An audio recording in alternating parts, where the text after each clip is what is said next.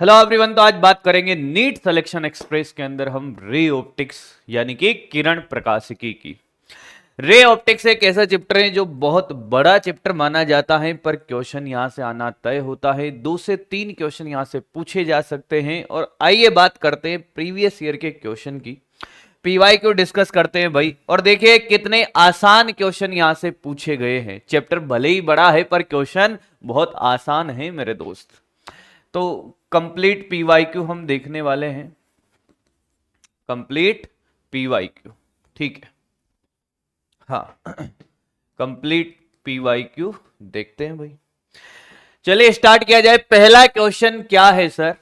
मैंने कहा पहला क्वेश्चन है कि इंद्रधनुष के संदर्भ में गलत कथन आपको चुनना है। इंद्रधनुष के संदर्भ में आपको क्या करना है? गलत कथन चुनना है। इंद्रधनुष जब आपने पढ़ा होगा रेनबो कैसे बनता है। मैंने कहा 2 तरह के रेनबो होते हैं, एक प्राइमरी रेनबो होता है और एक सेकेंडरी रेनबो होता है। हाँ, 50-53 डिग्री याद आ रहा है कुछ? 40-42 डिग्री आंख से जो कोण बनाता है, नहीं याद आ रहा? तो देखिए प्राइमरी रेनबो क्या होता है कि जब प्रकाश की किरण आती है और पानी की बूंद में जब अंदर जाती है वो, तो उसका एक बार तो पूर्ण आंतरिक परावर्तन होता है और 2 बार अपवर्तन होता है, तो बनता है प्राइमरी रेनबो यानी कि प्राथमिक इंद्रधनुष। द्वितीयक इंद्रधनुष में क्या होता है? 2 बार अपवर्तन और 2 बार पूर्ण आंतरिक परावर्तन होता है, द्वितीयक रेनबो बनता है। हाँ, अब अगर मान लो कि इंद्रधनुष बन रहा है, हाँ, और सूर्य कहां होना चाहिए? मेरे पीछे होना चाहिए। सन कहां होना चाहिए? पीछे। बारिश हो रही है, बारिश की बूंदों पे सन की लाइट जाएगी और ये घटनाएं होगी कि एक बार अपवर्तन होगा, फिर पूर्ण आंतरिक परावर्तन, फिर अपवर्तन होगा, मुझे प्राथमिक रेनबो दिखाई देगा। हाँ, सेकेंडरी रेनबो के अंदर क्या होगा? 2 बार अपवर्तन और 2 बार पूर्ण आंतरिक परावर्तन होता है। तो देखिए इंद्रधनुष के प्रकाश के विक्षेपण, वर्ण विक्षेपण क्या कि जब प्रकाश का अपवर्तन होता है तो 7 कलर में बढ़ जाता है, इसको प्रकाश का वर्ण विक्षेपण बोलते हैं। अपवर्तन और परावर्तन का संयुक्त प्रभाव है। एकदम सही है साहब, एकदम सही है। जल के किसी बूंद में प्रकाश की किरणें 2 बार आंतरिक परावर्तन तथा द्वितीयक इंद्रधनुष बनता है। बिल्कुल, द्वितीयक इंद्रधनुष के लिए 2 बार आंतरिक परावर्तन अभी भी बताया। द्वितीयक इंद्रधनुष में वर्णों का क्रम उत्क्रमित होता है, यह भी बिल्कुल एकदम सही बात है। प्राथमिक इंद्रधनुष में जो वर्णों का क्रम होता है वो द्वितीयक में उल्टा हो जाता है। कोई प्रेक्षक इंद्रधनुष को तब देख सकता है जब वो सूर्य के सामने हो। ये गलत है एकदम। तो गलत उत्तर चुनना है, तो आंसर कौन सा जाएगा भाई? आंसर जाएगा डी। आगे बढ़ा जाए। देखिए नीट 2019 में बहुत सारे क्वेश्चंस पूछे गए रे ऑप्टिक्स से, है ना। निम्नलिखित में से प्रकाश के किस वर्ण की तरंग दैर्घ्य सबसे लंबी होती है? तो आसान सा क्वेश्चन, ये भी आसान सा क्वेश्चन पूछा गया। देखिए आप, विबग्योर की कहानी बच्चे जानता है? विबग्योर, हाँ सर। जब हम यहां से यहां जाते हैं तो तरंग दैर्घ्य बढ़ता है। तो सबसे ज्यादा हो जाएगी साहब किसकी? रेड कलर की, लाल की। अगले क्वेश्चन पे आगे बढ़ा जाए। नीट 2019 के अंदर फिर एक क्वेश्चन पूछा गया जो बड़ा आसान सा क्वेश्चन है। तीनों क्वेश्चन इजी कैटेगरी के अंदर, यानी कि 4+4+4 12 नंबर आपके, 12 मार्क्स आपके हो गए फ्री के।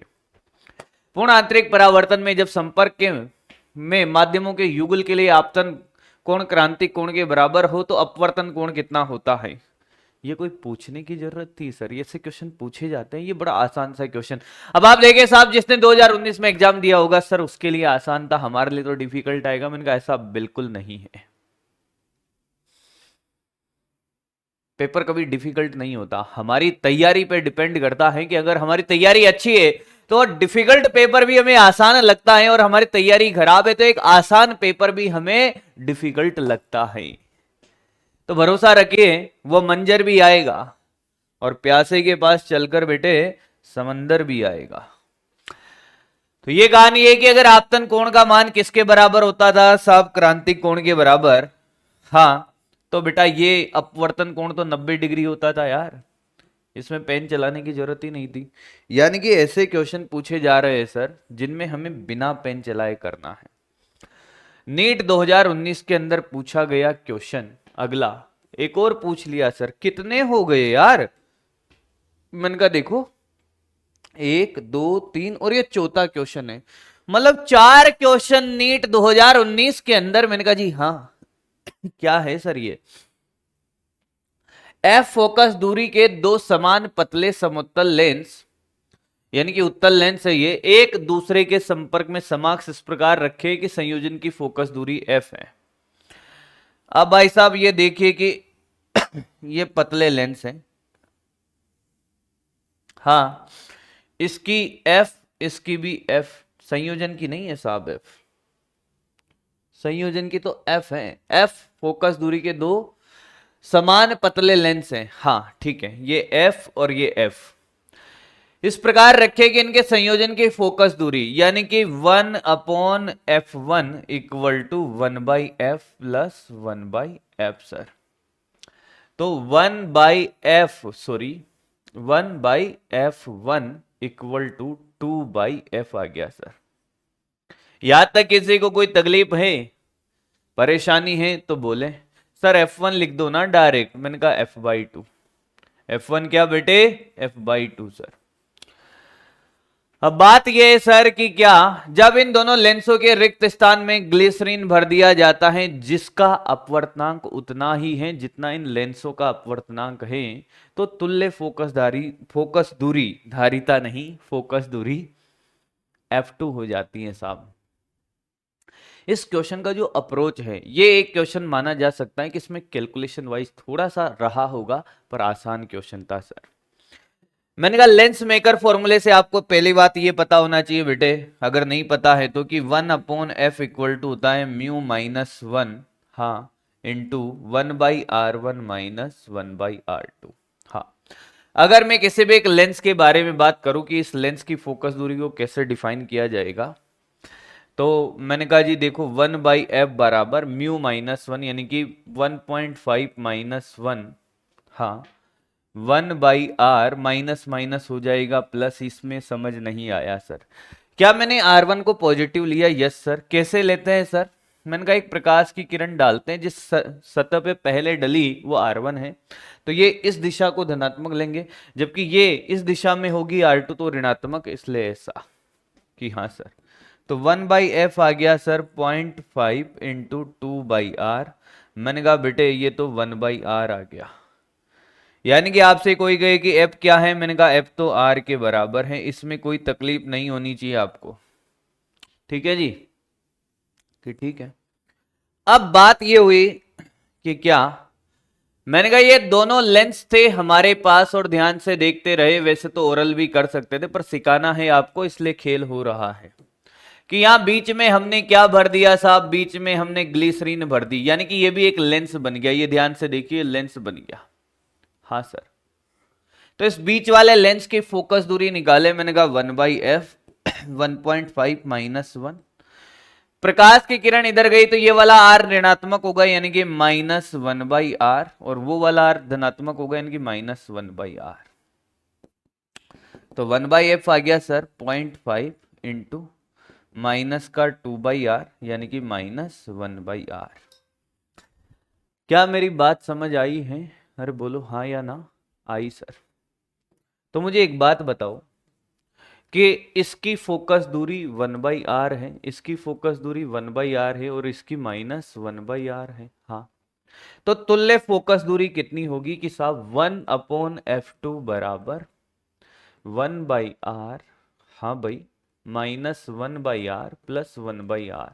कैसे लिखा सर आपने?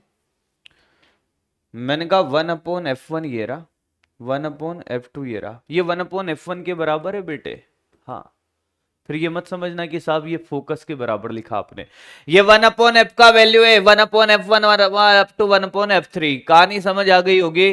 तो साहब जो 1/f2 आया वो तो 1/r आया है सर। मैंने कहा हाँ। और सर ये जो f1 आया था वो कितना आया था? f1 था सर f/2। नहीं आया? आया ना समझ में? अरे भाई ये f1 क्या इन दोनों के तुल्य फोकस दूरी कितनी थी? f/2 था। f किसके बराबर है? r के, यानी कि r/2 है। F1 R/2 है साहब, और F2 किसके बराबर है? मैंने कहा F2 R के बराबर है। इन्होंने F1 अपॉन F2 पूछा है, तो R/2 अपॉन R यानी कि 1:2। ओरल आंसर था सर 1:2। कोई दिक्कत किसी को? कैसी भी 4 क्वेश्चन हो गए, पता भी नहीं चला होगा कि क्वेश्चन क्या था, बस इसमें टाइम इसलिए लगा क्योंकि इसमें थोड़ी सी कैलकुलेशन थी। पर अगर आपने ऐसे क्वेश्चन की प्रैक्टिस करी होती या हुई करी है तो आपके लिए क्वेश्चन बड़ा आसान होगा, मुझे कुछ कहने की जरूरत नहीं है। नीट 2018 के अंदर पूछा गया क्वेश्चन, नीट 2018 के अंदर पूछा गया क्वेश्चन, बोलो। हाँ बोलेंगे भाई।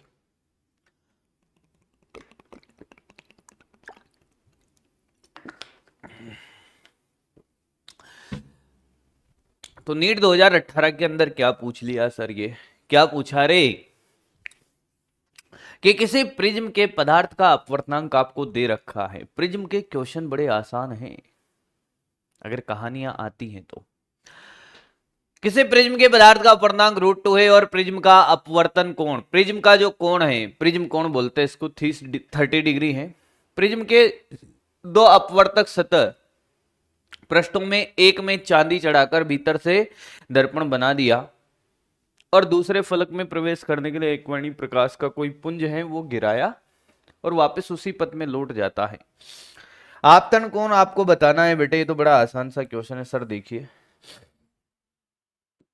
मैंने कहा ये तो बच्चा बिना पेन चलाए भी बता सकता था, क्या बात कर रहे हो सर? मैंने कहा हाँ ये क्वेश्चन बड़ा आसान है, इसको ऐसे चांदी से रज्जित कर दिया है। ये यहां से एक लाइट इंसिडेंट होती है बेटे, हाँ ये इंसिडेंट एंगल आई है और इसमें ऐसे लंबवत गिरेगी तभी तो ये वापस लौट कर आएगी। हाँ अगर ये बेटा 90 है, हाँ अरे भाई 90 डिग्री पे गिरेगी तभी लौट के आएगी, दर्पण भले ही बना दिया हो उसी रास्ते में तो तभी लौट के आएगी सर। तो ये साहब 90 माइनस ए है तो ये कितना ए हो जाएगा? हाँ कितना हो जाएगा भाई? ए हो जाएगा सर। अब क्या करें? मैंने कहा इधर 1 है और इधर √2 है सर। हाँ अब तो स्नेल का नियम लगा। मैंने कहा 1 साइन आई बराबर √2 साइन आर यानी कि साइन ए। ए का मान कितना है बेटा? 30 डिग्री। तो √2 साइन 30, ये साइन आई। क्या तुम्हें नहीं लगता ये 45 डिग्री हो गया? ओ हो मास्टर। मैंने कहा बेटे ये देख, ये 1/√2 है, 1/√2 45 होता है। 2 4 निकल लिए थे सर। मैंने कहा जी किधर? हाँ बढ़े आगे कि हंसते हंसते कट जाएंगे रास्ते। नीट 2018 के अंदर भी देखिए एक दूसरा क्वेश्चन फिर पूछ लिया कि क्या पूछा कि कोई बिंब 15 सेंटीमीटर फोकस दूरी के किसी अवतल दर्पण में 40 सेंटीमीटर दूरी पर स्थित है। यदि इस बिंब को दर्पण की दिशा में 20 सेंटीमीटर तक स्थानांतरित किया जाए तो प्रतिबिंब कितनी दूरी तक विस्थापित होगा? बड़ा आसान सा क्वेश्चन है। पहली बात कौन है ये साहब? ये अवतल दर्पण है। अगर आपके को दर्पण के लिए ये कहानी डायरेक्ट नहीं आती तो याद करिए FU upon U minus F। ये फॉर्मूला मैं ऐसे ही याद रखता हूं, आप भी ऐसे याद रखिए, आसान लगेगा सॉल्यूशन करना। और इस फॉर्मूले में सभी मान चिन्ह के साथ रखे जाते हैं, नहीं पता है तो सामने देखो। ये रहा साहब दर्पण, दर्पण का बिंब फोकस दूरी 15 सेंटीमीटर है साहब, हाँ 40 सेंटीमीटर की दूरी पर स्थित है।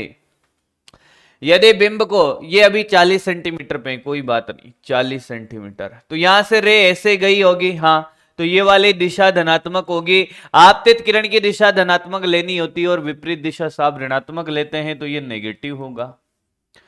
तो मेरे को एक बात बताओ, फोकस क्या आया साहब? नेगेटिव आया और यू का मान भी नेगेटिव आएगा। इतना तो आपको आना चाहिए, अगर इतना नहीं आता तो फिर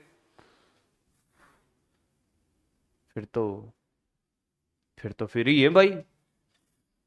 हाँ अब क्या करें? मैंने कहा जी अब वैल्यू डालो कि सर देखो -15 माइनस का 40 -40 और प्लस का 15, तो सर ये तो कुछ कुछ आ रहा है। मैंने कहा कितना?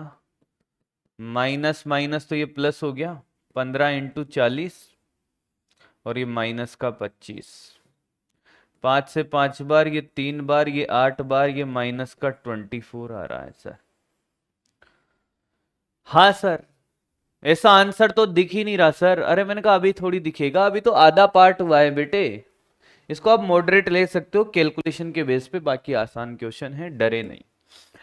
कि फिर इन्होंने कहा कि अब साहब इसको 20 सेंटीमीटर स्थानांतरित कर दिया। ध्यान से देख बेटे, मेरी तरफ नहीं बोर्ड की तरफ, यहां ले आए, 20 सेंटीमीटर स्थानांतरित कर दिया, मतलब अब 20 सेंटीमीटर रह गया, ये ऑब्जेक्ट यहां आ गया। तो अब कहानी नया फॉर्मूला फिर लगाएंगे साहब। अब u का वैल्यू -20, f का वैल्यू वही -15, तो v बराबर F you upon you minus F. तो बेटे देख, -20 इंटू -15 अपॉन यू का मान -20 प्लस का 15 हो गया। तो 5 3 ये -60 नहीं आया। अब ध्यान से सुनना, ध्यान से सुनना, सामने देख, मेरी तरफ नहीं, बोर्ड की तरफ। कि जब ये 40 पे था तो इमेज यहां कहीं बन रहा होगा, ये -24 पर इमेज, और जब ये 20 पे तो इमेज यहां कहीं बना, कहां पर, -60 पर। तो पहली बात, इमेज दर्पण से दूर गया, और कितना गया, मैंने कहा ये इतना, 60 में से 24 घटा दो तो 36 आएगा। अब ये मत कहना कि साहब ये -60 का मतलब माइनस दिशा को बता रहा है कि प्रतिबिंब इधर बना इस दिशा में। तो 36 सेंटीमीटर दर्पण से दूर, B is the correct option. आगे बढ़ा जाए। ये कौन है भाई, कि ये है कि किसी खगोलीय अपवर्ती दूरदर्शक का कोणीय आवर्धन अधिक और कोणीय विभेदन उच्च होगा यदि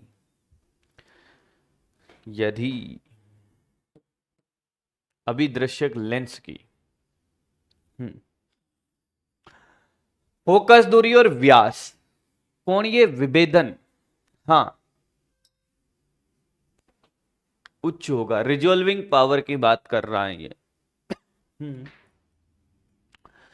कोणीय आवर्धन, आवर्धन का फॉर्मूला साहब हमने ये पढ़ा था कि V/U इंटू, बोलो बोलो सर, D/F।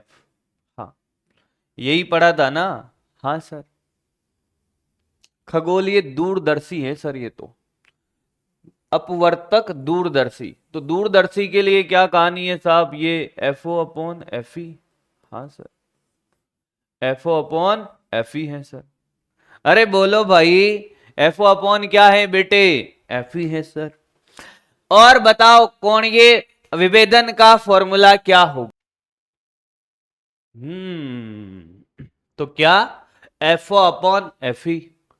अब भी समझ नहीं आया ना। अच्छा, ये FO ज्यादा होगा कि कम होगा, ज्यादा होगा, ज्यादा होगा, तो ये बढ़ेगा। और रिजॉल्विंग पावर R पे ही प्रोपोर्शनल क्या होता है, A अपॉन 1.22 लैम्बडा। ये ज्यादा होगा द्वारक, तो ये भी ज्यादा होगी, यानी कि व्यास भी बड़ा होना चाहिए और फोकस दूरी भी। आया पक्का, बहुत बढ़िया। किसी प्रकाश स्रोत L से प्रकाश का एक किरण पुंज x दूरी पर स्थित है। नीट 2017 के अंदर, यानी कि 2018 में एक दो क्वेश्चन पूछे, 2017 का पहला क्वेश्चन क्या पूछा, किसी प्रकाश स्रोत L से, ठीक है, प्रकाश का किरण पुंज x दूरी पर स्थित समतल दर्पण पे लंबवत गिरता है। तो मैंने कहा देखे जाए, ये समतल दर्पण है, हाँ सर, और ये लाइट का एक पुंज है, सदा लंबवत गिर, हाँ। फिर इन्होंने कहा कि इस किरण पुंज को वापस परावर्तन से स्रोत के ठीक ऊपर स्थित पैमाने पर एक बिंदु बनता है। दर्पण को किसी अल्पकोण थीटा पर घुमाने पर y दूरी विचलित हो जाता है। मतलब इस दर्पण को क्या किया साहब, इन्होंने थोड़ा सा हल्का अल्प कोण, थीटा छोटा है, थीटा बेटे क्या है, छोटा है। तो होगा क्या कि ये लाइट रे, परावर्तित किरण जो यहां आ रही थी वो थोड़ी सी विचलित हो जाएगी, और कितना विचलित हो गई साहब, यहां से कितना ऊपर चला गया, ये y। तो ये साहब x है और ये y है।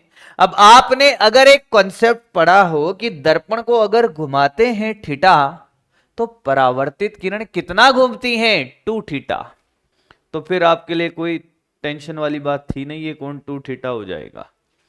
अब जिन्होंने ये कॉन्सेप्ट नहीं पढ़ा उनके तोते उड़ गए होंगे कि साहब ये थीटा ये 2 थीटा कैसे आया। मैंने कहा ये कंसेप्ट था रोटेशन ऑफ मिरर का, तो ये tan 2 थीटा लगा तो बेटा लंब बटे आधार perpendicular upon base y by x, और मैंने कहा 2 थीटा बराबर y बाई एक्स और थीटा बराबर y अपॉन 2x।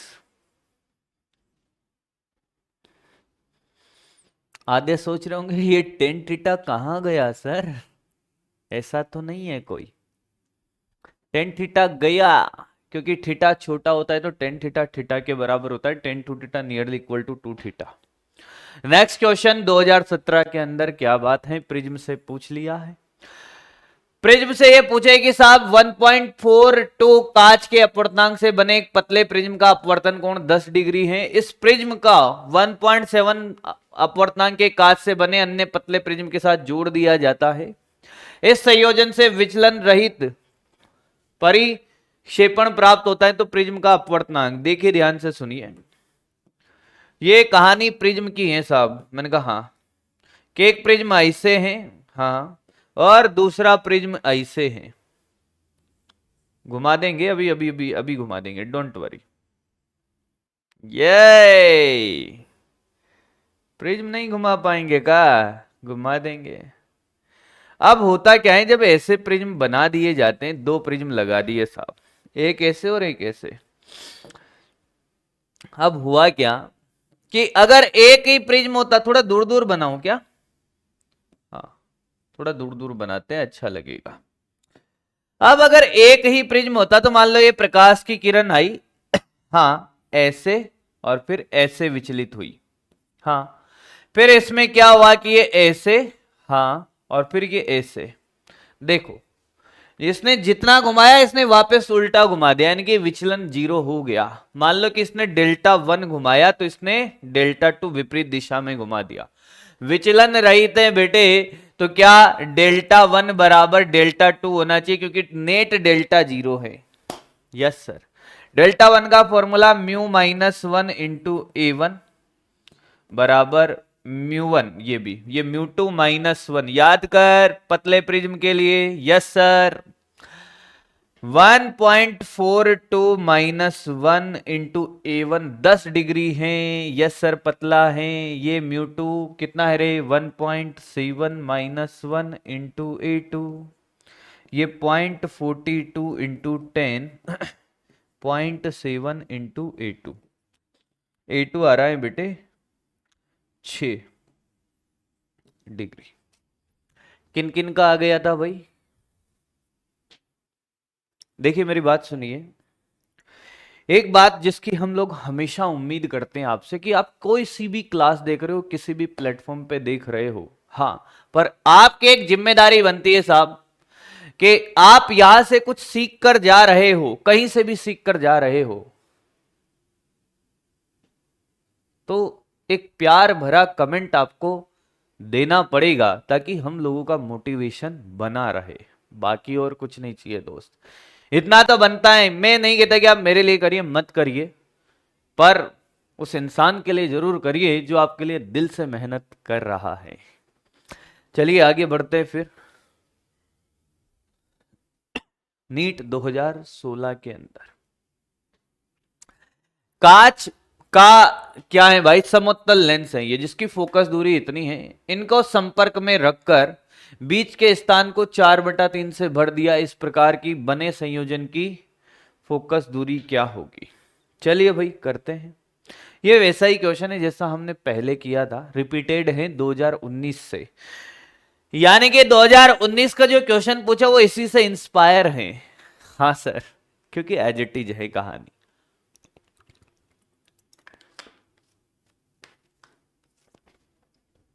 देखिएगा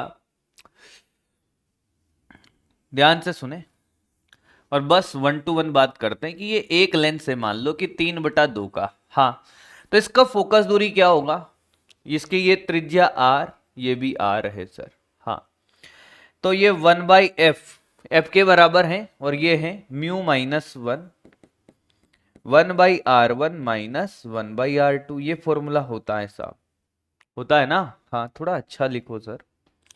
1/f equal to mu minus 1/r1 minus 1/r2। तो 1/f आ गया साहब, म्यू का value 3/2 minus 1/r plus 1/r। कहाँ है सर, प्लस क्यों हुआ? ये रे ऐसे आएगी तो ये पॉजिटिव होगी, ये नेगेटिव होगी।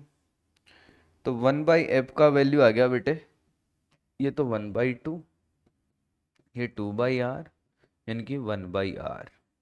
कोई तकलीफ? आप देखोगे एज इट इज वैसी कहानियां चल रही हैं सर। अब ये एक लेंस की बात हुई, फिर क्या कि ऐसे दो लेंस हमने क्या किए, ऐसे लगाए।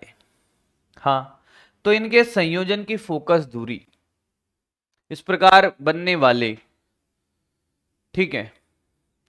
तो दो सर्वोत्तल, वापस से देखिएगा, सर्वोत्तल लेंसों की फोकस दूरी कितनी f है, इसको मैं f1 बोल देता हूं। हाँ, तो 1/f किसके बराबर है? 1/f equivalent 1/f1 plus 1/f2 के। और f1 f2 बराबर है साहब 1/r के। तो 1/f बराबर 1/r बेटे प्लस 1/r। तो ये 1/f इक्विवेलेंट आ गया 2/r। यहां तक मुझे नहीं लगता कि किसी को कोई तकलीफ होनी चाहिए।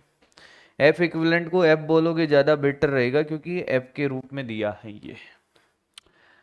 अब इन्होंने कहा कि इनके बीच में क्या भर दिया हमने, इनके बीच में ये भर दिया जल यहां पर।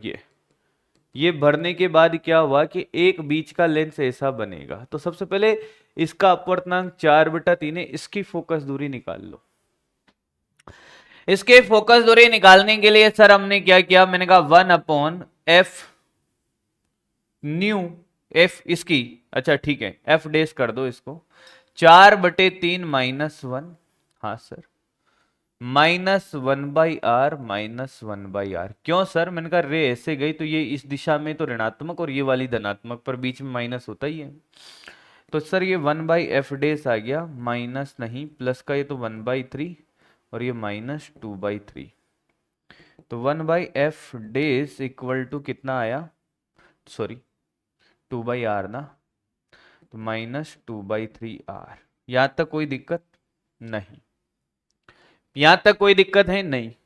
अब मैंने इंडिविजुअल इसकी निकाली। अब खेल तो ये था सर कि एक लेंस ऐसा, हाँ सर, एक लेंस ऐसा, हाँ सर, और बीच में भर दिया साहब हमने ये, हाँ। तो 3 लेंस हो गए। तो नई जो फोकस दूरी होगी इक्विवेलेंट की, वो क्या, मैंने कहा 1/f1 plus 1/f2 plus 1/f3। इस पहले वाले की कितनी है f1, देखो किसी भी एक लेंस की कितनी है 1/r है ऐसे लेंस की, हाँ। तो ये तो हो गई साहब 1/r प्लस f2, ये बीच वाले का, ये f2 है ना, इसकी इसकी फोकस दूरी माइनस का 2/3r, और तीसरे वाले की वापस 1/r। कोई तकलीफ किसी को? तो 2/r minus 2/3r, yes sir. कितना हो गया रे भाई, 6, 4/3r, यही बचा ना 1/f डेस, हाँ सर। तो 1/f किसके बराबर है, 1/f, नई फोकस दूरी को मैं 3r/4 लिख सकता हूं कि हाँ सर, 3r/4 लिख सकता हूं नई फोकस दूरी को। ये देखिए ये न्यू है, आंसर मैच करवाना पड़ेगा ना, अभी आंसर इस रूप में है नहीं। तो यहां देखिए हो सकता है 2-4 लोग निकल ले।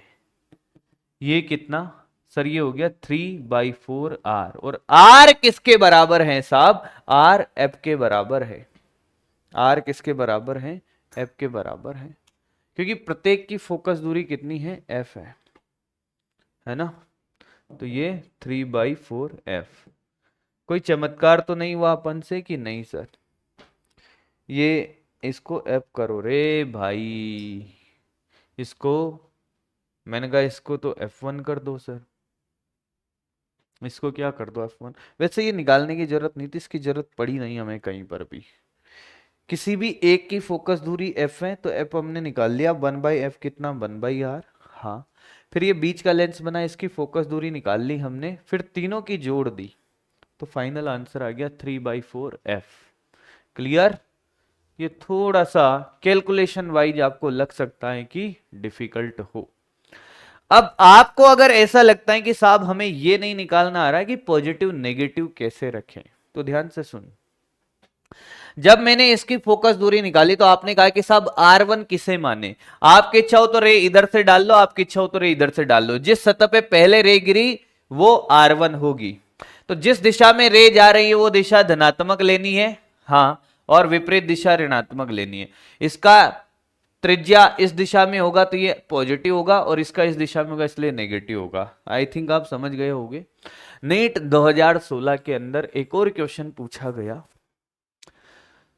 ये क्या क्वेश्चन है भाई? ये स्टैंडर्ड क्वेश्चन है, किताबों से नहीं, ये नोट्स में आपको हर साल कराया जाता है ऐसा क्वेश्चन।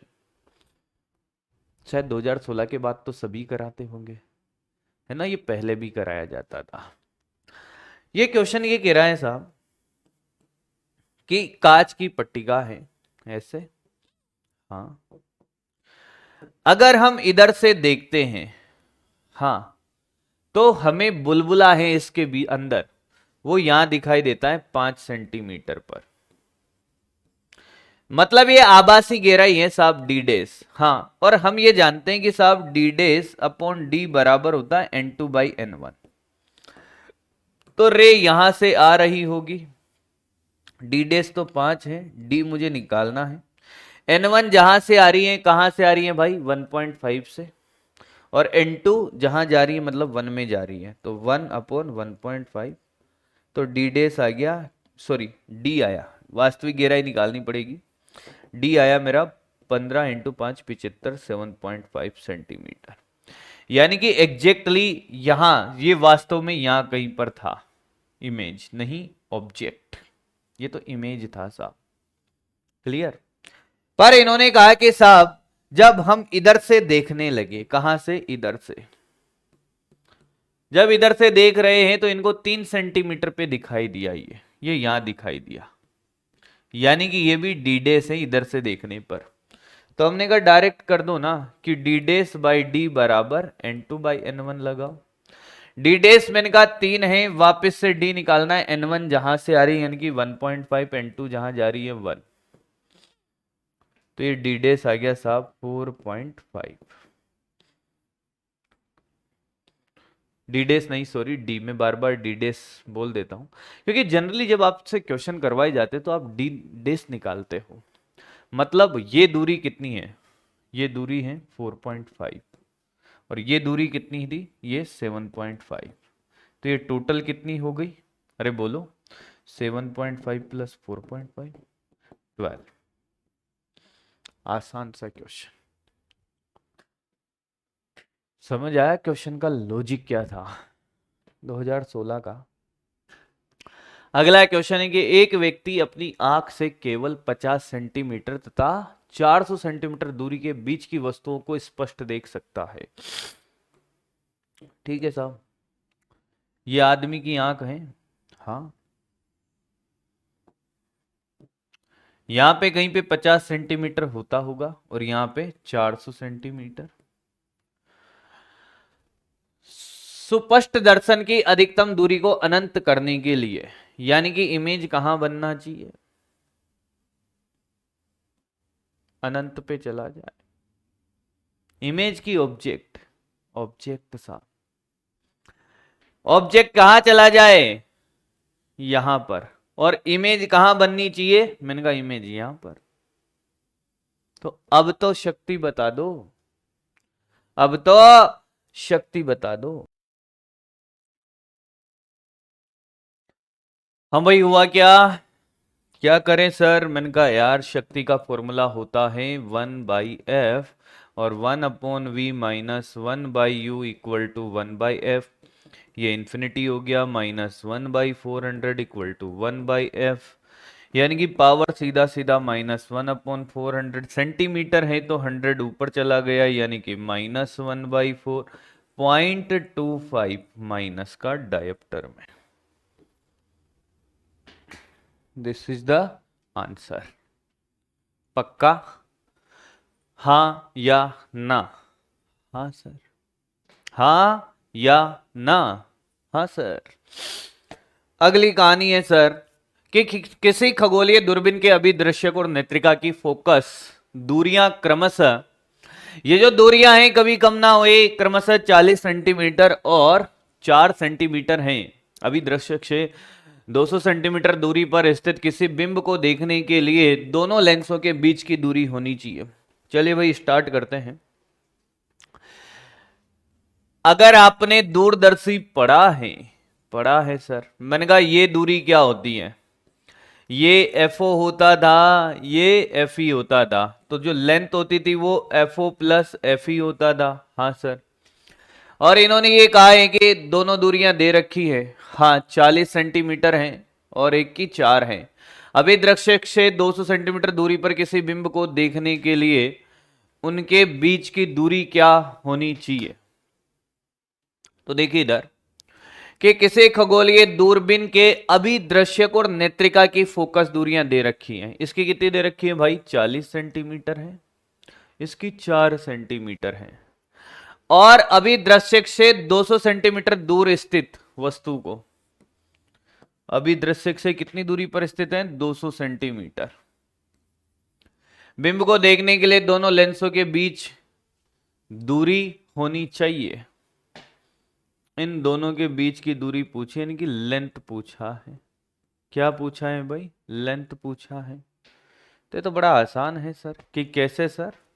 मैंने कहा जी ऐसे कि सबसे पहले 1/v माइनस 1/u बराबर 1/f होता है। हाँ, इससे कहाँ इमेज बनेगी वो निकाल लो तुम तो बस, कि निकाल लेंगे साहब। मैंने कहा बताओ कि 1/v बराबर 1/f प्लस 1/u। सर आप देखो ये ऐसा होगा u प्लस f। अच्छा लगेगा तुम्हें ये? जी साहब। मैंने कहा वैल्यू डालो और जगह बनाओ बेटे, जगह बनानी पड़ेगी। कि रे ऐसे गई, u का वैल्यू -200 पर f का वैल्यू साहब 40 है प्लस का, तो v आ गया साहब 40 इंटू माइनस का 200 बेटे देख, और u का मान -200 प्लस का 40। तो सर ये देखो 40 इंटू 200 माइनस, और ये 160 माइनस का, जीलो ने जीलो को मार दिया, ये माइनस ने माइनस को 4 से 4 बार और ये 5 बार, ये 50। हाँ, अब आप देखिए कि ये इमेज यहां कहीं बन रही होगी, जहां पे भी बनी होगी, ये V0 आ गया। हाँ, अब ये इसकी फोकस पे लेंगे ताकि पैरेलल क्या होता था, हम अधिकतम दूरी के लिए आवर्धन देख रहे थे। हाँ, इन्होंने बोला भी यही है कि किसी खगोलीय दूरबीन के अभिदृश्यक और नेत्रिका के बीच की दूरियां इतनी 200 सेंटीमीटर स्थित किसी बिंब को देखने के लेंसों के बीच की दूरी। तो न्यूनतम दूरी की बात करें, हाँ, तो मैंने कहा ये f यहां आ जाएगा। हाँ, ये V0 प्लस एफ ई कर दो, V0 प्लस एफ ई, ये साहब 50 आ गया प्लस ये 4 हो गया, तो ये 54 सेंटीमीटर। याद करिए कि रे जैसे जाती थी ऐसे पैरेलल हो जाती थी, और याद करिए ये ऐसे ऐसे जाता था। अधिकतम दूरी के लिए जब हम समायोजन करते थे रिलैक्स आइज के लिए, हाँ, तो ये रेज पैरेलल होती थी। वैसे खैर उतना कुछ आपको करने की जरूरत नहीं है। ये आ गया ये एफ ई, तो इन दोनों का जो योग होगा वो लेंथ ऑफ ट्यूब के बराबर होता है, which is the answer 54 centimetre. Next question है बेटे, क्या नीट 2016 के अंदर पूछा गया एक आसान सा क्वेश्चन, जो क्या है, डरे नहीं क्वेश्चन से, क्वेश्चन आसान आए हैं।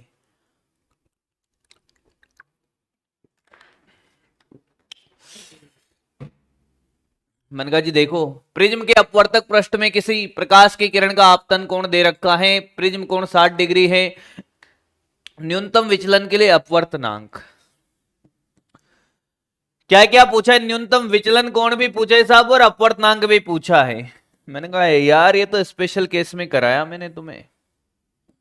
कि कैसे साहब? मैंने कहा देखो ऐसे देखो ना कि क्या सर, मैंने कहा एक लाइट रे ऐसे आई, ये आपतन कोण दे रखा है क्या, आपतन कोण 45 डिग्री दे रखा है, ये म्यू है, हाँ, और प्रिज्म कोण कितना दे रखा है 60 डिग्री का। तो एक बात बताइए, न्यूनतम विचलन के लिए r बराबर a/2 कितने जने जानते थे, नहीं जानते तो देख, concept of minimum angle of deviation I equal to E और r1 इक्वल टू r2 बराबर r, तो r1 प्लस r2 बराबर a होता है, तो 2r बराबर a, तो बेटे r बराबर a/2। आई थिंक आपको ये बात क्लियर हुई होगी। तो ये 30 डिग्री हो गया r, स्नेल का नियम लगाया तो 1 sine 45 equal to mu sine r, यानी कि 30, 1/√2, ओहो 1/2 ये म्यू, तो म्यू का वैल्यू √2 आ गया। पर सर आपने न्यूनतम विचलन कोण तो निकाला नहीं, मैंने कहा मैं निकाल दूंगा यार, I प्लस ई माइनस ई, तो ये 45 प्लस 45 माइनस का 60, 30 डिग्री आया। अरे आई और ई बराबर है बेटे, यस सर। अगला, अब आप देखोगे कि एक प्रकाश का किरण पुंज लाल, हरे और नीले रंगों से बना है। यह किरण पुंज किसी समकोणीय प्रिज्म पर आपतित होता है। प्रिज्म के पदार्थ का अपवर्तनांक लाल, हरे और नीले के लिए दे रखा है। यह प्रिज्म क्या करेगा भाई कि साहब, ये सारी किरणें ऐसे जाएगी, ऐसे जाएगी, ऐसे जाएगी, हाँ, यहां पे अभिलंब डाला जाएगा सबके लिए, हाँ। अब ये बताओ कि यार कहानी क्या है, प्रिज्म का क्या कहानी है भाई, कि 45 डिग्री दे रखा है ये वाला कोण, तो ये आपतन कोण कितना है साहब, ये भी 45 होगा, ये भी 45 होगा और इसके लिए भी 45 होगा। अगर आपको ये बात समझ नहीं आई तो फिर तो खेल हो जाएगा, क्योंकि यही कहानी है कि साहब हम जानते हैं कि साइन सी कौन है बेटे, क्रांतिक कोण, वो होता है 1/μ, छोटा अपॉन बड़ा, हाँ सर। सी का वैल्यू 45 है, तो साइन 45 इक्वल टू 1/μ, यानी कि बेटे आप देखोगे 1/μ इक्वल टू 1/√2 और म्यू का वैल्यू आ गया 1.414, हाँ, यानी कि जिनका अपवर्तनांक 1.414 से ज्यादा है, किसका है रे ज्यादा साहब, लाल का। मैंने कहा लाल का कहां है ज्यादा, लाल का नहीं है ज्यादा, लाल, हरे और नीले कलर के लिए देखिए सुनिए, ये रेड है, फिर ये हरा है, ये नीला है, हाँ, जिनका अपवर्तनांक ज्यादा है उसके लिए क्रांतिक कोण का मान, उनके लिए आपतन कोण का मान क्रांतिक कोण से ज्यादा हो जाएगा। जिनका अपवर्तनांक 1 पॉइंट, भाई क्रांतिक कोण 45 डिग्री है, तब अपवर्तनांक कितना है 1.414, हाँ। अब जिनके लिए अपवर्तनांक अगर इससे ज्यादा है तो क्रांतिक कोण क्या हो जाएगा, उसके लिए क्रांतिक कोण कम हो जाएगा ना, उड़ गए तोते। साइन सी बराबर कितना है 1/μ, ये बढ़ेगा तो ये वैल्यू घटेगी ना, घटेगी सर, यानी कि 45 डिग्री से कम कोण पर भी वो क्या हो जाएंगे, पूर्ण आंतरिक परावर्तन हो रहा होगा, यानी कि जिनके लिए म्यू का मान ज्यादा होगा उनका पूर्ण आंतरिक परावर्तन पहले होगा, पर किससे ज्यादा 1.414 से, तो हरा और नीले का ज्यादा है, तो ये तो पूर्ण आंतरिक परावर्तित हो जाएंगे। हरा ये रहा, हरा कौन है भाई, ये रहा हरा, और ये नीला, नीला ये रहा, हाँ, पर लाल के लिए कम है तो ये बाहर निकल जाएगा, red red red red red red, ये रेड बाहर निकल गया। तो भाई बात ऐसी है कि किरण पुंज के तीनों रंगों को एक दूसरे से पृथक कर देगा, तीनों रंगों को बिल्कुल पृथक नहीं करेगा। किरण पुंज लाल रंग के भाग को अन्य रंगों से पृथक कर देगा, किरण पुंज नीले रंग के भाग को, लाल रंग को अन्य रंगों से पृथक कर रहा है। 45 पे आए ना तो ये तो सीधे इधर आ जाएंगे। सॉरी, कौन सही बनाओ मास्टर, ये ऐसे, ये तो ऐसे निकल जाएंगे और लाल सीधा चला जाएगा। आई थिंक बात समझ आ गई होगी। बढ़ते हैं साहब आगे। 2014 के अंदर क्या पूछा गया कि अभिदृश्यक लेंस की फोकस दूरी को बढ़ा दिया जाए। अभिदृश्यक लेंस की फोकस दूरी को बढ़ा दिया जाए, सूक्ष्मदर्शी की आवर्धन क्षमता बढ़ेगी, दूरदर्शी की कम हो जाएगी। m बराबर तो साहब FO अपॉन FE होता है। सूक्ष्मदर्शी तथा दूरदर्शी की आवर्धन क्षमता बढ़ेगी, सूक्ष्मदर्शी तथा दूरदर्शी की आवर्धन क्षमता कम हो जाएगी। सूक्ष्मदर्शी की आवर्धन क्षमता कम होगी, दूरदर्शी की बढ़ेगी। सूक्ष्मदर्शी की कितनी होती है भाई? ये सर ये V/U और ये D/F होता है सूक्ष्मदर्शी के लिए। हाँ, पर ये U लगभग किसके बराबर होता है भाई? ये आपका ऑब्जेक्टिव लेंस और ये आईपीस है। अरे इतना तो जानता है। और यहाँ पे वस्तु होती है तो ये U यहां होता है कहीं पर, इससे जस्ट इधर है ना, यहां पर। तो लगभग U किसके बराबर? FO के बराबर ही है। तो ये FO है। अगर ये बढ़ेगा तो ये घटेगा भाई। तो सूक्ष्मदर्शी की तो कम होगी और दूरदर्शी की तो बढ़ेगी भाई। चलो, U लगभग FO के बराबर हो जाएगा ना बेटे। चलो आगे बढ़ते हैं। ये क्या है भाई? 2014 के अंदर क्या पूछ लिया रे इन्होंने? किसे प्रिज्म का कोण है? प्रिज्म कोण ए है, प्रिज्म के एक अपवर्तक पृष्ठ को वापस रंजित कर दिया। इसी से इंस्पायर था एक क्वेश्चन जो पहले हमने कराया है, जेटी जैसा ही क्वेश्चन था। परावर्तक बना दिया इसके पृष्ठ पर, यानी कि सर क्या आप ये कहना चाहते हो कि क्वेश्चन रिपीट होते हैं? मैंने कहा क्वेश्चन भले ही रिपीट ना हो पर कॉन्सेप्ट रिपीट हुए हैं। एग्जैक्ट सेम क्वेश्चन ना पूछा जाए पर उसी कंसेप्ट पे डाटा बदल के क्वेश्चन पूछा जाता है, ये देखा भी है हमने। इसके पहले पृष्ठ पर 2a कोण पर आपतित होता है। हाँ सर, प्रकाश की किरणें रज्जित परावर्तन के पश्चात अपने मार्ग पे वापस आ जाती है, अपवर्तनांक म्यू होगा। बड़ा आसान सा क्वेश्चन है, डरे नहीं। और अपने होते हुए डरने की जरूरत है नहीं भाई, कि लाइट रे ऐसे आई, यहां से ऐसे गिरी और वापस आ गई। ये कोण A है, 2a पर गिरती है। हाँ, ये 90, अरे बोल भाई 90, ये 90 माइनस A, बोल ये A हो गया, ये अपवर्तनांक म्यू। स्नेल का नियम लगा दे, 1 साइन 2a बराबर mu sine A। n1 sine I बराबर n2 साइन R। ये लिखेगा 1 2 साइन A कोस A बराबर क्या लिखेगा? Mu sine A। यार कट गया ना कुछ तो, म्यू का वैल्यू 2 कोस A। अरे इतना आसान सर? मैंने कहा यस बच्चे यस। नीट 2013 के अंदर क्या पूछ लिया सर? मैंने कहा क्या पूछा रे?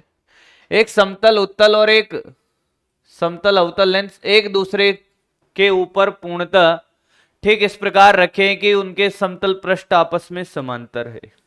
अच्छा ऐसे रखे हैं, ये ऐसे और ये ऐसे, ठीक है। अपवर्तनांक एक का म्यू1 है और एक का म्यू2 है। वक्रता त्रिज्याएं R है, संयोजन की फोकस दूरी भाई साहब इसकी F1 1/F1 म्यू1 -1, ये तो हो गई अनंत, और ये माइनस, किरण ऐसे जाएगी तो ये वाली दिशा ऋणात्मक, तो माइनस माइनस प्लस 1/R। अच्छा सर, तो 1/F1 आधे निकल लिए क्या भाई? Mu -1 1/R1 -1/R2। अब ये एक ही फॉर्मूला बार बार नहीं बताना चाहता था, इसलिए इतना काम किया। 1/F2 बेटा क्या लिखूं कि साहब म्यू2 -1। हाँ, ये तो माइनस है तो -1/R, और दूसरी अनंत माइनस का 1/अनंत। क्या आपको नहीं लगता 1/F2 म्यू2 -1/R? हाँ, पर ये माइनस है। दोनों को जोड़ दो यार, संयोजन की फोकस दूरी पूछा है। जगह नहीं है, जगह नहीं है सर। मैंने कहा जगह बनानी पड़ती है बेटे, जगह मिलती नहीं है। चाहे किसी के दिल में बनाओ या फिर मेडिकल कॉलेज में बनाओ, जगह तो बनानी पड़ेगी मेरे दोस्त। हमेशा इस बात को याद रखना कि जगह मिलती नहीं है मेरे भाई, जगह तो बनानी पड़ती है सर। चाहे किसी के दिल में बनाओ या फिर मेडिकल कॉलेज में बनाओ, बनाएंगे सर जगह। तो हमने कहा जी जगह बना ले, कि हाँ सर कहां बनाए जगह। मैंने कहा यहां बनाएंगे, ये लो। कुछ पाकर खोना है, कुछ खोकर पाना है, जिंदगी और कुछ भी नहीं। ये 1/f इक्विवेलेंट आ गया बेटे कि साहब μ1 -1/r। हाँ, और आप देखोगे कि प्लस ये माइनस का μ2 प्लस का 1/r आ जाएगा। हाँ सर, तो 1 से तो 1 कट गया और ये μ1 माइनस μ2/r हो गया 1/f इक्विवेलेंट। तो f equivalent r upon μ1 minus μ2। आसान एकदम।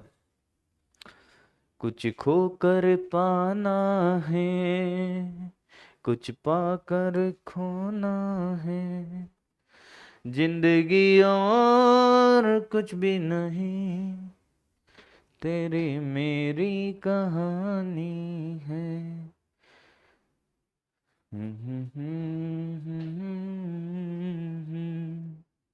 इस क्वेश्चन को क्या ही पढ़ूं यार,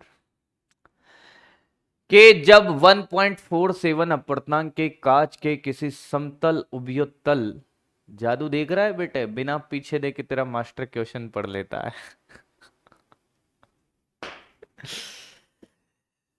किसे द्रव में डुबोया जाता है तो समतल परत की भांति व्यवहार करता है। इसका तात्पर्य है कि द्रव का अपवर्तनांक, समतल मतलब द्रव का अपवर्तनांक वही होगा जो लेंस का है। अगला क्वेश्चन है कि प्रकाश की किरण किसी प्रिज्म के फलक पर, फलक तक चल, आई कोण पर आपतित होती है तथा उसके विपरीत फलक पर लंबवत निर्गत होती है, अपवर्तनांक म्यू है, तो आपतन कोण का मान लगभग। डरना है क्या? डरते तो है ही नहीं सर। आई पे गिरी, सीधी निकल गई।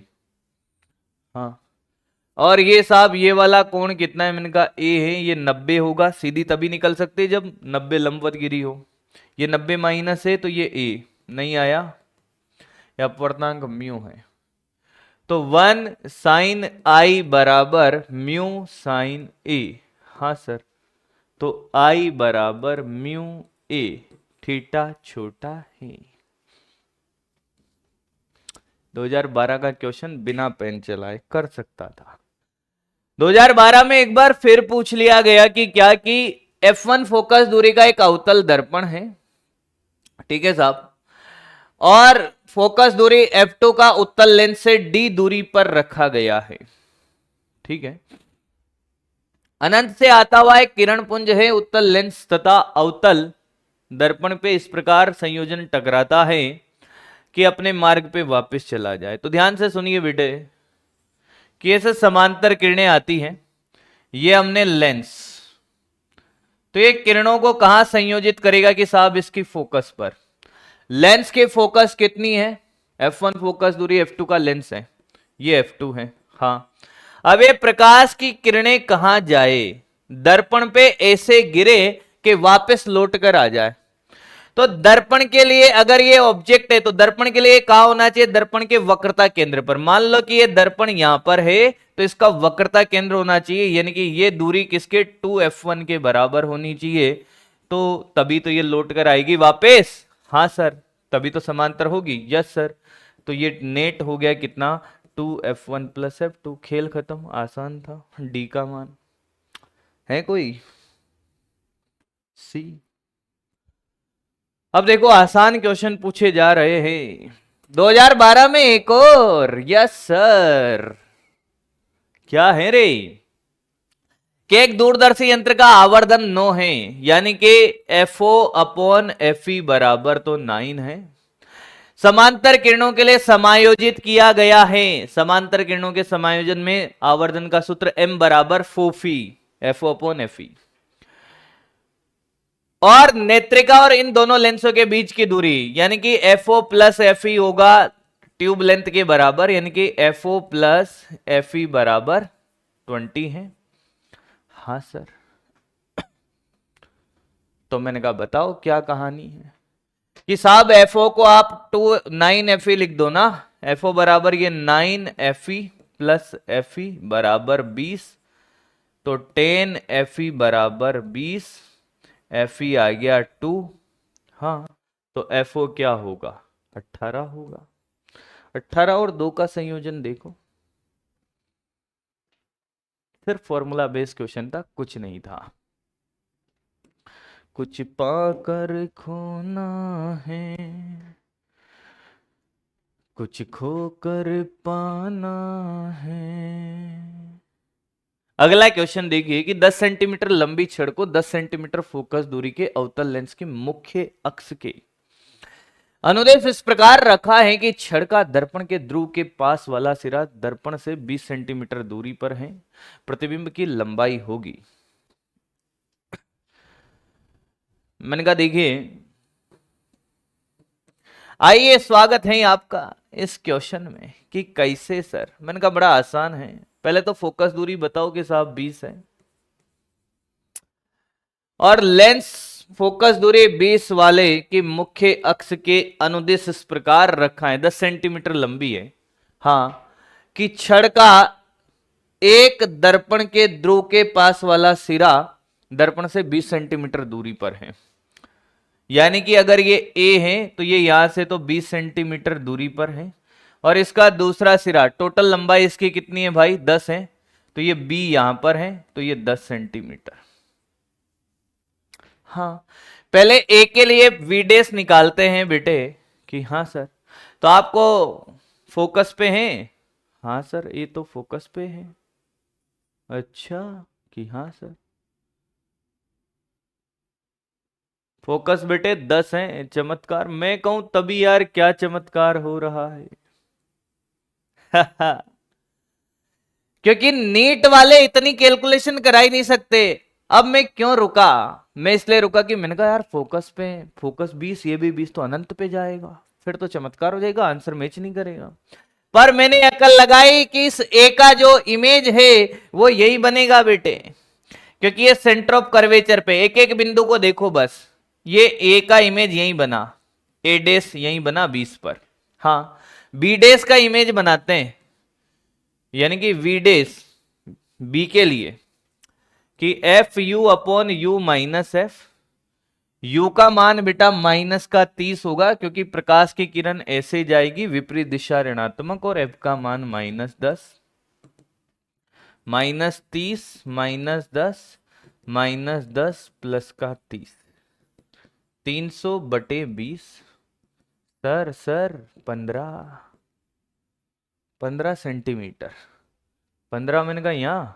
हाँ सर, थोड़ा यहां पर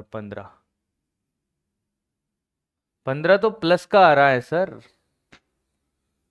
मैंने कहा हाँ यार, 15 प्लस का आ रहा है। 15 क्या आ रहा है बेटे? प्लस का आ रहा है सर। मैंने कहा मैंने कहीं चमत्कार तो नहीं कर दिया? देखो तो 15 प्लस का आ ही नहीं सकता सर, माइनस का आना चाहिए सर, कहीं तो चमत्कार हुआ है। हाँ देख बेटा, यही तो कहानी है, चमत्कार यहां हुआ ना, -30 -10। मैं कहूं यार ऐसा कैसे हो सकता है, कैसे अंदाजा लगाया? मैंने कहा यार ये तो वक्रता केंद्र है, वक्रता केंद्र से इधर है, तो इमेज तो यार F और 2F के बीच में बनेगी, अनंत और C के बीच में है। तुम्हें वो जादू वाला डायग्राम आता है? नहीं आता? ये वाला क्या सर? ये F, ये 2F। हाँ, नहीं आता तो देख जादू वाला, अगर आपका ऑब्जेक्ट यहां है, अनंत और 2C या अनंत और 2F के बीच वाला रीजन बड़ा होता है, तो इमेज या ऑब्जेक्ट जो भी होगा बड़ा होगा और इनके बीच में छोटा बनेगा। यहां पे होगा तो यहां बनेगा। वस्तु अगर यहां है तो इमेज यहां बनेगा, और वस्तु यहां है तो इमेज यहां बनेगा। ये दोनों आपस में खेलते हैं, ये दोनों आपस में खेलते हैं, ये इधर बड़ा बनेगा। ये इमेज है, वह ऑब्जेक्ट है तो इमेज यहां बनेगा, ये इमेज है तो ऑब्जेक्ट यहां बनेगा। ये जादू वाला डायग्राम है। अब ये बच्चा वही समझ सकता है जिसने अपनी क्लास अटेंड करी हो। समझाता हूं मैं, डोंट वरी, ये पूरा डायग्राम समझाता हूं तुम्हें, टेंशन मत लो। तुम्हारे लिए तो यार बहुत कुछ है। पहले ये आंसर ले आते हैं, इसका मैच करा देते हैं, नहीं तो तुम कहोगे कि मास्टर बहुत चमत्कारी है। ठीक है सर। तो ये 15/2 माइनस का 7.5 माइनस का, मैंने कहा ये रहा माइनस का 7.5। ठीक है, और ये कितना है 20 है, तो 20 में से ये लंबाई पता करनी है ना, तो ना प्रतिबिंब की लंबाई कितनी होगी। मैंने कहा यार ये तो 20 और 20 में से 7.5 सही आ रहा है ना ये। हाँ सर। देखे करो -7.5, तो ये 5। ओ हो, कैलकुलेशन करो रे। हाँ भाई, आ रहा है ये पक्का, कि गलतियां मैं 1000 करता हूं पर जो गलती मैं एक बार करता हूं वो मैं बार बार करता हूं। कहाँ करी भाई। अरे सर यहाँ, अरे बेटा एफ का वैल्यू माइनस में है ना, तो माइनस माइनस प्लस नहीं होगा क्या, क्या ये 20 हो जाएगा। हाँ, अरे बोलो। हाँ सर। तो फिर क्या हुआ, मैंने कहा ये आया साहब माइनस का कितना 15, ये है माइनस का 15, मतलब ये 15 है। हाँ, तो ये आएगा इमेज बी डैश यहां बना, तो इमेज की लंबाई क्या होगी 20 माइनस 15 यानी कि 5। वो माइनस तो दिशा बता रहा था, आंसर है 5 सेंटीमीटर। डरे नहीं यार, कैलकुलेशन का ध्यान रखिए, बस बात ये है। निम्नलिखित में से कौन पूर्ण आंतरिक परावर्तन के कारण नहीं होता है। नीट 2019 के अंदर पूछा गया क्वेश्चन। प्रकाशीय तंतुओं का कार्य, प्रकाशिक तालाब की वास्तविक और आभासी गहराई में अंतर, किसी तालाब की, यस, बाकी तो सब है। मृग तृष्णा है ना, मृग मरीचिका, हीरे की चमक, ये सब उसी के उदाहरण है। अगला क्वेश्चन है कि म्यू1 1.5 कांच के 1.5 के कांच के बने 15 डिग्री के कोण को एक पतले प्रिज्म अपवर्तनांक म्यू2 बराबर 1.75 कांच के अन्य प्रिज्म से संयुक्त किया गया है। प्रिज्मों का संयोजन बिना विचलन के विक्षेपण उत्पन्न करता है, किसी दूसरे प्रिज्म का कोण होगा। क्या इस वाले कंसेप्ट से प्रेरित होके सेम क्वेश्चन आगे पूछा गया 2019 में, या ऐसा ही क्वेश्चन था ना। हाँ सर। बिना विचलन के विश्लेषण मतलब म्यू1 -1 इंटू A1 बराबर म्यू2 -1 इंटू A2। म्यू1 कितना है जी, मैंने कहा 1.5 -1, A1 कितना है 15, म्यू2 1.75 -1 इंटू A2। खेल खत्म हो गया सर, आ गया 0.5 इंटू 15 और ये 0.75 हो इंटू A2। 10 डिग्री आ रहा है शायद यार, A2 आ रहा है बेटे 10 डिग्री।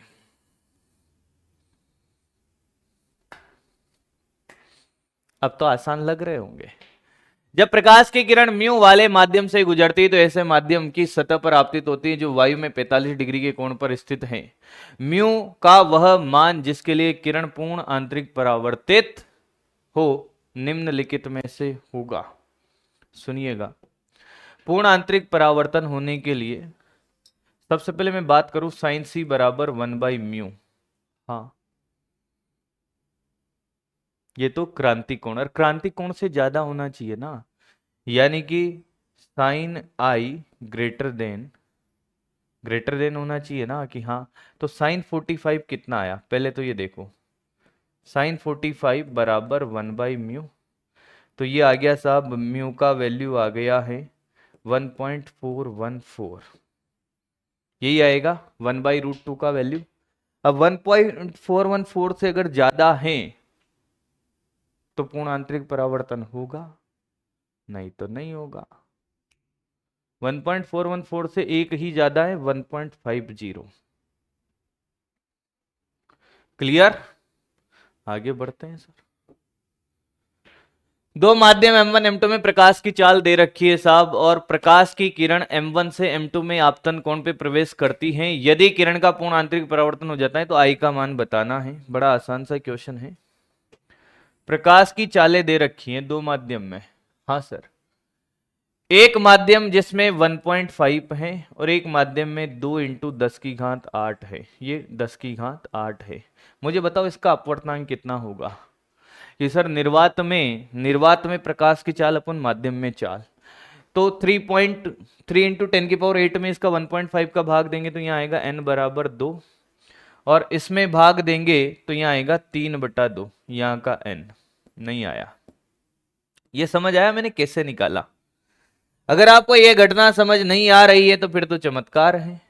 आपको अपवर्तनांक निकालना आता है, प्रकाश का वेग निर्वात में अपन माध्यम का वेग, भाग दे दे तो 3/2 यहाँ पे ये। अब मैं आपसे कहूं कि साइन सी क्रांतिक कोण कितना होगा। साइन सी होगा साहब छोटा अपोन बड़ा। छोटा कितना है, मैंने कहा 3/2, और बड़ा कितना है 2 है। छोटा अपोन बड़ा, नहीं पता तुम्हें ये फॉर्मूला? छोटा अपोन बड़ा सिखाया था, नहीं याद है तो याद रखें। यहां छोटा अपवर्तनांक यहां बड़ा, तो ये 3/4 आ गया। तो साहब साइन इनवर्स 3/4 आ जाएगा सी का मान। अब अगर इससे ज्यादा कोण है तो कहानी होगी। तो 3/4 के बराबर या इससे ज्यादा है तो पूर्ण आंतरिक परावर्तन होगा, नहीं तो नहीं होगा। क्लियर? आगे बढ़ते हैं सर। 60 डिग्री के कोण वाले किसी प्रिज्म पर प्रकाश की किरण अल्पतम विचलन की स्थिति में आपतित होती हैं। पहले पार्श्व पर आपतन अपवर्तन क्या है रे ये? पहले फलक पर अर्थात आपतन पार्श्व पर अपवर्तन कोण। ओके, कोई बात नहीं। कभी कभी लैंग्वेज ऐसी होती है, मैं क्या करूं यार, हिंदी में बहुत बहुत कांड है भाई। हिंदी में तो लैंग्वेज देखो यार कैसी लिखी हुई है, ये कौन बनाता है ऐसी लैंग्वेज।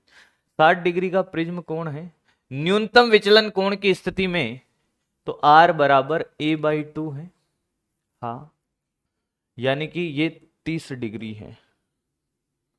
हाँ, अब इन्होंने ये कहा है अल्पतम विचलन आपतित होती है पहले पार्श्व के फलक पर आपतन पार्श्व पर अपवर्तन कोण। तो भाई ये तो कहने का कोई दिक्कत नहीं है, यहाँ तो ये तो 30 डिग्री होगा। अगर यही पूछा है तो ये 30 है जो लैंग्वेज कह रही है। R1 बराबर R2 बराबर 30 होता है, यही है आंसर। आपतन कोण नहीं पूछा है ना? क्यों नहीं पूछा है? क्योंकि म्यू नहीं दिया हुआ है ना। म्यू देगा तब आपतन कोण पूछेगा। देखो, कोई लड़का कागज पर एक समउत्तल लेंस द्वारा सूर्य की किरणों को फोकस कर आग जलाने की चाहत रखता है। लेंस की फोकस दूरी ये दे रखी है 10, सूर्य का व्यास दे रखा है जी। हाँ सर, और इस पृथ्वी के मध्यमान दूरी 1.5 इंटू 10⁻11 कागज पर सूर्य के प्रतिबिंब का व्यास होगा। मनगा जी देखिए, जो भी लेंस है आपका, ये तो हमारा सूर्य है। कितनी दूरी पर है पृथ्वी से? मध्यमान दूरी दे रखी है यहाँ पे। ये इसका व्यास यानी कि इसकी लेंथ ऑफ ऑब्जेक्ट कितना है, आप ये ले सकते हो 1.39 इंटू 10⁻9 मीटर, और ये दूरी है 1.5 इंटू 10⁻11। यहाँ पे कहीं पे लेंस मान लो। हाँ, फोकस दूरी इसका दे रखा है बेटा 10 सेंटीमीटर। अब इन्होंने ये कहा है कि एक बिंदु पर क्या करता है ये? हाँ, तो ये फोकस पे ही आच्छादित होगी। हाँ सर, तो हम ये जानते हैं आवर्धन का फॉर्मूला Li/L0, वस्तु की लंबाई की तुलना में प्रतिबिंब की लंबाई, और हम ये भी जानते हैं V/U। हाँ, मुझे क्या करना है, मुझे कागज पर प्रतिबिंब का व्यास बताना है, मैंने की लेंथ ऑफ इमेज बताना है। तो L I upon L note बराबर क्या वी बाई यू कर दूं, तो लेंथ ऑफ इमेज आ जाएगा v by u into length of object. V कितना है जी, मैंने कहा 10 इंटू 10 की घात -2, यही होगा ना बेटे, फोकस करेगा ना यहीं पे। लेंथ ऑफ ऑब्जेक्ट कितना है 1.39 इंटू 10 की पावर 9 और 1.5 इंटू 10 की पावर 11 यू आ गया। काट दो, देखिए कुछ कट पिट रहा हो, पावर में ही देख लेते हैं ना एक बार काट पीट के सर। हाँ, तो मैंने कहा यार ये 10 हो गई, दो तो 10 की घात 8 बचा ऊपर, तो 1.39 इंटू 10 की घात 8 अपॉन में बचा सर 1.5 इंटू 10 की घात 11। हाँ सर, तो मैंने कहा देखो एक से छोटा तो नहीं लेंगे मान अपन इसको, 139 अपॉन 15 कर दो, हाँ, और एक 10 और कर दो तो ये 12 हो जाएगा। तो ये ऊपर कट पिट के जाएगा तो 10 की घात -4, ठीक है। हाँ, 10 की घात -4 में 3 आंसर है। अब कुछ खेल करते हैं। 15 इंटू 9 कितना होता है, 15 आटा तो 15 आटे 120 होता है, तो 15 इंटू 9 4, 9 और 5 कितना होता है 13, 135, 9.2 आ रहा है। लग गया तुक्का यार एक बार में। तुक्का मतलब कैलकुलेशन यार, क्या तुक्का लगेगा उसमें। F1 F2 फोकस दूरियों के दो पतले लेंस अक्षीय रूप से जोड़े जाते हैं, युग्म की शक्ति की पावर कितनी होगी। अरे मैंने कहा F1 plus F2 1 upon F equivalent, हाँ सर, तो F1 plus F2 upon F1 F2, और यही तो क्या पावर के बराबर होगा, ये रहा। कितने बचे भाई, अभी भी हैं, बहुत सारे हैं भाई। अगला है कि एक माध्यम में प्रकाश की तरंग की आवृत्ति इतनी है, तरंग दैर्ध्य इतना है, माध्यम का अपवर्तनांक कितना होगा। मैंने कहा प्रकाश का वेग होता है v बराबर एफ लैम्बडा, तो देखो 2 इंटू 10 की घात 14, 5000 इंटू 10 की घात -10। अरे मास्टर उड़ा दो रे, 4 बचा सर। मैंने कहा ये 10, 10 की घात 4 और 3, ये 10 की घात 3, 8, 10 की घात 8 बचा सर। ये माध्यम में वेग आया, हाँ, तो अपवर्तनांक होता है सर प्रकाश का वेग निर्वात में अपॉन माध्यम में वेग, 3 आया, यस। अगला क्या है सर, किसी द्रव के बीकर में, एक बीकर में तल पर एक छोटा सिक्का रखा है, सिक्के को चित्रानुसार प्रकाश की किरण से आरंभ होकर द्रव के ऊपरी तल तक पहुंचकर तल के साथ साथ चलते, इस द्रव में प्रकाश के चलन का वेग कितना होगा। कुछ नहीं करना भाई, क्या करना है सर मैंने कहा जी ये क्रांतिक कोण पे निकल रही है बाहर, हाँ। मैंने कहा ये 4 हैं, ये 3 है, ये 5 हैं, हाँ। तो क्या आपको नहीं लगता ये समकोण त्रिभुज बन रहा है, हाँ, 5 और 3 के बीच में मैंने कहा ये 53 डिग्री का कोण है और ये 37 है, हाँ सर। तो साइन सी बराबर क्या 1/म्यू होगा, हाँ। तो साइन 53 नहीं 37 बराबर 1/म्यू। अब ये गणित थी तो 1/म्यू, तो म्यू का वैल्यू आ गया बेटा 5/3, हाँ। नहीं आया, आया सर। अब सर बात ऐसी है, प्रकाश का वेग पूछा है पर हमें, मैंने कहा हाँ बिल्कुल। मैंने कहा म्यू का खेल होता है कि निर्वात में प्रकाश का वेग अपॉन माध्यम में प्रकाश का वेग, ये माध्यम में, और म्यू कितना है जी, म्यू तो है सर, म्यू कितना है, मैंने कहा म्यू 5/3 है, तो वी डेस आ जाएगा साहब 3 ऊपर 5 नीचे, 9 इंटू 10 की पावर 8 अपॉन कितना 3, सॉरी 5, तो 1.8, दिस इज द आंसर। बेटा बात समझ आ रही है, बढ़ते हैं जल्दी जल्दी आगे यार। एक सूक्ष्मदर्शी को कागज पर बने एक निशान को फोकस करने के उपरांत इस निशान पर 1.5 अपवर्तनांक के 3 सेंटीमीटर मोटे स्लेब के ऊपर रखा गया। ध्यान से सुनिए, एक मोटा स्लेब है और यहाँ पे ये एक वस्तु है, 3 सेंटीमीटर का स्लेब है, 1.5 इसका ये है। हाँ, तो कितना शिफ्ट करेगा ये वो देख लीजिए, उतना ही शिफ्ट उसको कर देंगे। तो शिफ्ट आता है सर t इंटू 1 - 1/μ, 3, 1 - 1/1.5, तो 3, ये हो जाएगा 0.5/1.5, तो साहब ये +1 सेंटीमीटर है। प्लस आया है तो इसी दिशा में इसको करना पड़ेगा, यानी कि इधर शिफ्ट होगा तो ऊपर की तरफ ही हमें क्या करना पड़ेगा, शिफ्ट करना पड़ेगा। अगला क्वेश्चन है कि 25 सेंटीमीटर समान फोकस दूरी के उत्तल और अवतल लेंसों को जोड़कर प्राप्त लेंस के संयोजन शक्ति डायप्टर में होगी। जब साहब इनको जोड़ेंगे, फोकस दूरियां है ना, एक का प्लस होगा और एक का माइनस होगा, तो 1/f इक्विवेलेंट, तो पावर ये तो हो गया साहब 0, नहीं आया कि आया सर, पावर तो 0 हो जाएगी सर, सॉरी पावर पूछा है ना, अरे क्या हो गया, 0। अगला है कि एक प्रकाश की किरण पुंज लाल और हरी किरणें हैं, ये पुंज आयताकार कांचीय स्लेब में एक फलक पर तिरछा आपतित होती हैं। ठीक है, स्लेब के अभिमुख समांतर फलक के निर्गत होती है, तो लाल व हरी किरणें। सिंपल सी बात है कि ये आपने स्लेब से पार्श्व विस्थापन में कहानी अगर सीखी हो तो देखो कि सफेद प्रकाश आता है, मान लो इधर से व्हाइट लाइट आती है। हाँ, अब यहां से जैसे अपवर्तन होगा तो इसके दोनों कलर में बढ़ जाएगी, ये किस में बांटू भाई, लाल और हरी में। तो सबसे पहले तो भाई यहां पे ये कर दो, एक किरण लाल बना देते हैं, एक हरी बना देते हैं। ठीक है, हरी बनाओ, हरी हरी हरी हरी और एक लाल। पर अपवर्तन के बाद क्या होगा, ये दोनों समांतर जाएगी, अपवर्तन के बाद तो वापस समांतर हो जाएगी ना।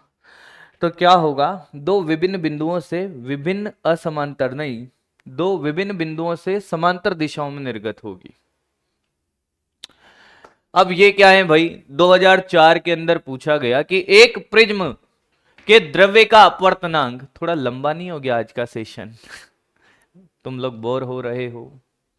मैंने पूछा चांद से कि देखा है कहीं, ओह बोलो, मैंने पूछा चांद से कि देखा है कहीं, मेरे यार साहसी चांद ने कहा नहीं नहीं।